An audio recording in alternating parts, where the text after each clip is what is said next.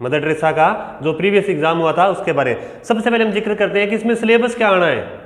अब बहुत से बच्चों को कॉल आ रही है, सर रोल नंबर आने वाले हैं, लिस्ट आ गई है आपकी, ठीक है। कुछ बच्चे कॉल कर रहे हैं कि जी हमारी लिस्ट में नाम नहीं है, तो आपने कोई ना कोई मिस्टेक की थी वहाँ पर फॉर्म भरते बारी, कोई ना कोई मिस्टेक हुई है फॉर्म भरने में। तो जिस बच्चे का तो अभी इसमें लिस्ट में नाम नहीं है वो अपनी PDF हमारे नंबर पे सेंड कर दे। नंबर जो है आपको इस वीडियो के लिंक में डिस्क्रिप्शन में दिए जाएंगे, 3 नंबर दिए जाएंगे, राजेश का, राजकुमार का और प्रवीण जी का। राजेश और राजकुमार दोनों में से किसी नंबर पे आप क्या अपनी वो प्रिंट आउट की PDF भेज दो, आपका सॉर्ट आउट हो जाएगा। जो भी समस्या है उसका सॉर्ट आउट निकाल दिया जाएगा। अब बात करते हैं सिलेबस क्या आना है जी। सबसे पहले बात क्या है, सिलेबस। सीधी सीधी बात करें तो जो NCERT है, जो NCERT की बुक्स है उसमें 10th क्लास तक का सिलेबस आना है। इसमें NCERT के अकॉर्डिंग क्या आना है, 10th क्लास तक का। जो हम गवर्नमेंट स्कूल में किताबें पढ़ रहे हैं उनमें से 6 to 10 तक की जो बुक्स हैं वो सारे की सारी क्या आनी है, इस एग्जाम का जो सिलेबस है। अब इसमें क्वेश्चन कितने आने हैं, कितने नंबर के आने हैं और कितने नंबर वाला पास आउट होगा, कितने क्वेश्चन है, कितने नंबर का क्वेश्चन है और कितने नंबर वाला पास आउट होगा। देखिएगा, पहले बात करते हैं कि 6 to 10 तक सब्जेक्ट कौन कौन से होते हैं। बिल्कुल जी, इंग्लिश, दूसरा हिंदी, साइंस, मैथ, SST, ये सब्जेक्ट होते हैं। एक सब्जेक्ट इसमें और आना है वो है रीजनिंग, ठीक है जी। टोटल सब्जेक्ट कितने हुए, 6 सब्जेक्ट हो गए। टोटल सब्जेक्ट के कितने हुए, 6, और टोटल मार्क कितने हैं, 60 मार्क्स हैं जी, और 60 ही क्या है, क्वेश्चन आने हैं। 60 नंबर का पेपर है, 60 ही क्वेश्चन आने हैं, 6 सब्जेक्ट हैं। इसमें से जो सिलेबस दिया गया है साइट पर वो बता रहे हैं। अब पेपर के अंदर थोड़ा बहुत आगे पीछे हो जाता है वो एक अलग बात है। उसमें क्या दिया गया है, हिंदी और इंग्लिश, हिंदी और इंग्लिश 16 से 18 नंबर की आनी है। हिंदी और इंग्लिश कितनी आनी है, 16 से 18 नंबर की। SST और साइंस जिसको हम GS बोलते हैं, टोटल कंबाइन को क्या बोलते हैं, GS, ये आनी है जी 20 नंबर की। क्लियर है। मैथ और रीजनिंग ये भी आना है 16 से 18 नंबर का।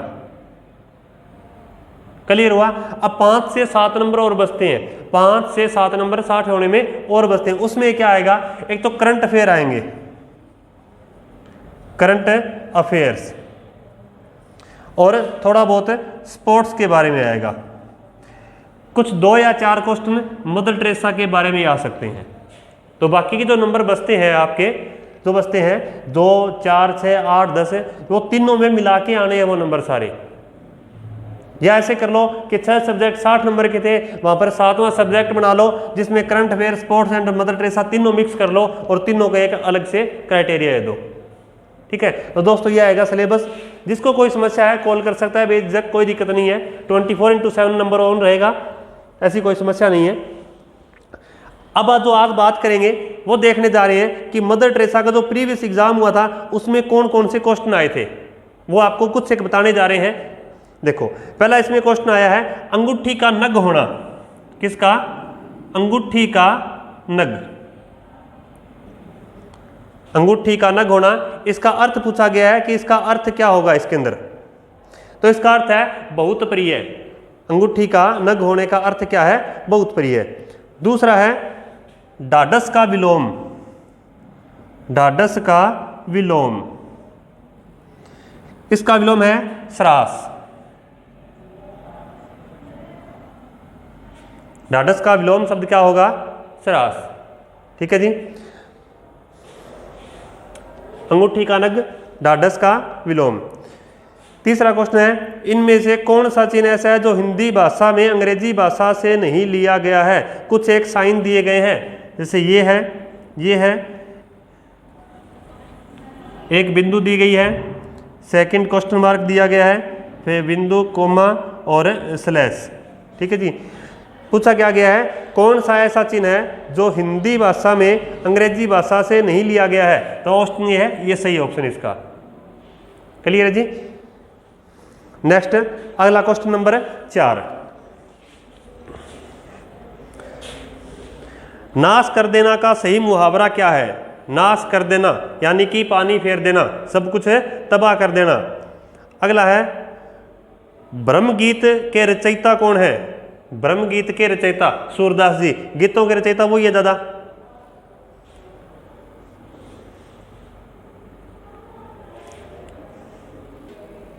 अगला इसमें क्वेश्चन है जो मैथ का आया हुआ है, वो है 6 मीटर तथा 11 मीटर ऊंचे 2 खंबे समतल स्थान पर खड़े हैं, यदि उसके पाद यानी कि जो लोकेशन नीचे की है उससे पूछा गया है कि जो बेस है उसका वो 12 मीटर की दूरी पर है, तो शीर्षों के बीच कितनी दूरी होगी? क्या जी, एक 6 मीटर ऊंचा है और एक 11 मीटर ऊंचा है और नीचे से उनकी चौड़ाई क्या है 12 मीटर है, तो ऊपर से चौड़ाई कितनी होगी? रीजनिंग का क्वेश्चन, तो ऊपर से 12 ही होगी जी। अगर नीचे 12 है तो ऊपर भी क्या है 12 ही होगी। नेक्स्ट इसमें दिया हुआ कि एक आकृति दी गई है आपको, एक आकृति में A B is parallel C D, A B क्या है पैरेलल किसके है? सी डी के, तब P plus Q plus R का मान कितना होगा? क्या है कि एक आकृति दी गई है उसमें A B parallel C D के है, तब P plus Q plus R का मान कितना होगा?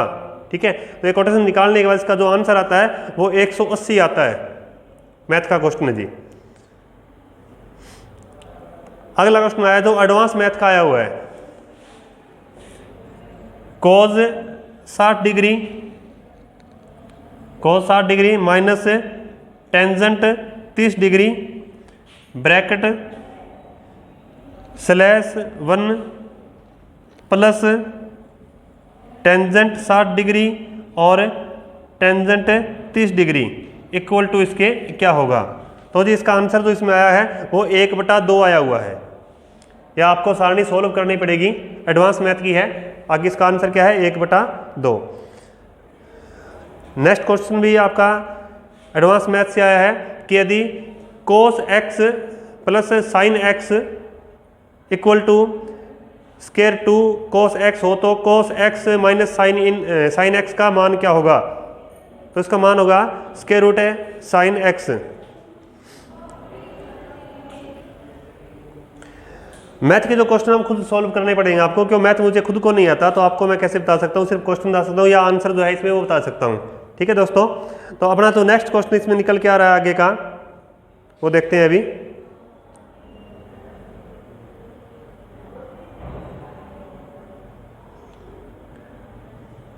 इसमें आया है जी क्वेश्चन, कंप्यूटर साक्षरता दिवस कब मनाया जाता है?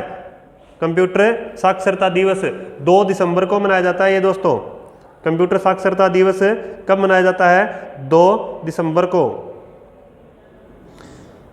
एक चतुर्भुज की 4 आसान भुजाओं के मध्य बिंदु का क्रम से मिलने से प्राप्त क्या होगा?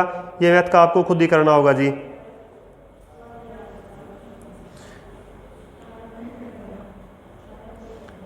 ब्रह्मी लिपि को स्पष्ट किसने किया था?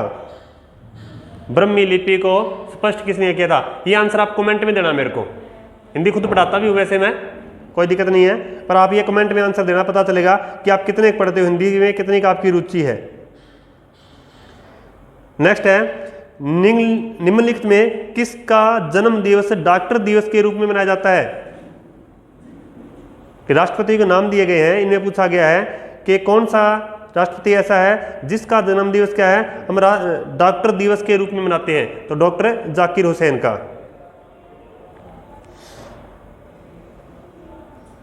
अगला दिया गया है, पृथ्वी और सूर्य के बीच अधिकतम दूरी किस तिथि को होती है?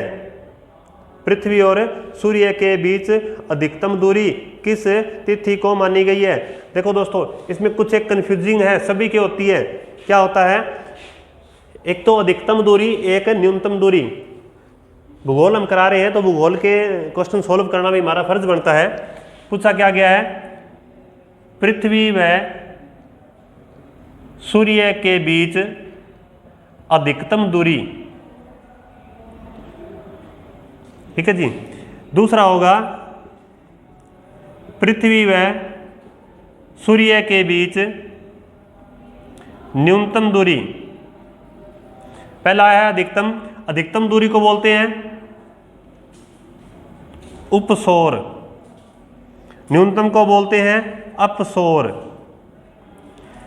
न्यूनतम जो है वो होती है 3 जनवरी को, सॉरी उल्टा हो गया, अधिकतम दूरी को बोलते हैं अपसौर और न्यूनतम को बोलते हैं उपसौर। न्यूनतम दूरी जो होती है वो 3 जनवरी को और जो अधिकतम दूरी होती है वो होती है 4 जुलाई को। क्या होता है कि जैसे हमारी ये पृथ्वी है, इसमें 2 पोल हैं, एक तो नॉर्थ पोल है और दूसरा कौन सा है, साउथ पोल। इसमें मापना क्या है कि पृथ्वी की सूर्य से दूरी कितनी है। ये पृथ्वी है, इससे सूर्य की दूरी, तो वो कहाँ से मापते हैं, साउथ पोल से। और हम कहाँ रह रहे हैं, नॉर्थ हाफ के अंदर रह रहे हैं, तो अपने से उल्ट चलेगा, ये अपने से क्या है, ये उल्ट चलेगा। कहीं देखो जी, नजदीक आगे न्यूनतम दूरी है, सूर्य के नजदीक आगे, सूर्य के आग का गोला है और पृथ्वी उसके नजदीक आएगी, तो गर्मी होनी चाहिए, अपनी सर्दी है, नहीं। सर्दी जनवरी में कहाँ है, उत्तरी गोलार्ध में है और दक्षिणी गोलार्ध में क्या है, ठंड होती है। तो 3 जनवरी को नीचे हो जाएगा, नीचे सॉरी गर्मी होती है, ऊपर क्या है, ठंड होती है। अगला क्वेश्चन देखते हैं, मुंबई महानगर का STD कोड क्या है। मुंबई महानगर का STD कोड, मुंबई महानगर का STD कोड होगा जी 022। अगला क्वेश्चन दिया गया है, गायत्री मंत्र कहाँ से लिया गया है। गायत्री मंत्र कहाँ से लिया गया है, गायत्री मंत्र कहाँ से लिया गया है, यह भी कमेंट में बताना आप। अगला दिया गया है इसमें, राष्ट्रीय जीव विज्ञान दिवस कब मनाया जाता है। राष्ट्रीय जीव विज्ञान दिवस 28 फरवरी को। राष्ट्रीय विज्ञान दिवस 28 फरवरी को। नेक्स्ट है, राष्ट्रीय खेल दिवस कब मनाया जाता है। भारत का राष्ट्रीय खेल दिवस कब मनाया जाता है। राष्ट्रीय खेल है कौन सा, पहले तो ये बताना चाहिए, ठीक है। राष्ट्रीय खेल दिवस 29 अगस्त को, ठीक है जी। ये कुछ एक क्वेश्चन थे जो हमें आपको बताए हैं। अगला क्वेश्चन है, किस महापुरुष की जयंती राष्ट्रीय युवा दिवस के रूप में मनाई जाती है। किस महापुरुष की जयंती राष्ट्रीय युवा दिवस के रूप में मनाई जाती है। सबसे युवाओं में जोश भरने वाले एक ही व्यक्ति थे, स्वामी विवेकानंद। युवाओं में जोश भरने वाले एक ही व्यक्ति थे, स्वामी विवेकानंद। स्वामी विवेकानंद का एक कमेंट में आप आंसर बताना कि स्वामी विवेकानंद ने किस जगह एक धर्म सम्मेलन किया था जहां पर अंग्रेजों ने इनकी जबरदस्त तालियां बजाई थी, इनके भाषण के दौरान इनका जबरदस्त स्वागत हुआ था, ठीक है दोस्तों। अगला क्वेश्चन देखते हैं, इसमें कौन सा आया हुआ है। भारत में डाकघरों की संख्या लगभग कितनी है। लगभग 1.60 लाख है जी, ये 1.5 लाख। नेक्स्ट है, हिंद भारत की जनता के संदर्भ में हिंदू शब्द का सबसे पहले प्रयोग किसने किया था। हिंदू भाषा के संबंध में हिंद शब्द का सबसे पहले प्रयोग, मतलब हिंदुस्तान की जो जनसंख्या है उसके एवज में कि हिंदू इनको कहेंगे, तो इस शब्द का सबसे पहले प्रयोग किन विदेशियों ने किया था। क्योंकि भारत में बहुत सारे विदेशी आए हैं, अरबी, तुर्की, यूनानी, फ्रेंच, रोमनवासी, चीनीवासी, बहुत सारे आए हैं, तो उनमें से किसने किया था, ये भी आप क्या है कमेंट में बताओ हमें। नेक्स्ट है, CAD का पूर्ण रूप क्या है। CAD की फुल फॉर्म पूछी गई है, CAD कंप्यूटर एडेड डिजाइन। राष्ट्रीय साक्षरता मिशन की शुरुआत, राष्ट्रीय साक्षरता मिशन बता सकते हो कोई आप में से। राष्ट्रीय साक्षरता मिशन 1988, राष्ट्रीय साक्षरता मिशन 1988। फोर्ट विलियम कॉलेज कहाँ है, ये बताओगे आप। 15 अगस्त 1939 को कौन सा वार था। वार निकालना रीजनिंग में आता है, किस प्रकार निकालते हैं। स्टार्टिंग जो करनी है वार निकालने की, वो स्टार्टिंग आप एक ही मंडे से लेके चलते हैं, ठीक है। कई बच्चे क्या जब रीजनिंग का क्वेश्चन सॉल्व करते हैं तो पहला दिन क्या है, संडे को मानते हैं। संडे फर्स्ट नहीं होता, संडे क्या होता है, लास्ट होता है, तो उसके हिसाब से निकल जाएगा। चश्मा, आंख अनुपात में चश्मा समानुपात टांग का क्या होगा, ठीक है जी। आंखों के ऊपर चश्मा पहन जाती है तो टांग में क्या जूते पहने जाएंगे, नॉर्मल सी बात है, ठीक है दोस्तों। ये थे कुछ क्वेश्चन जो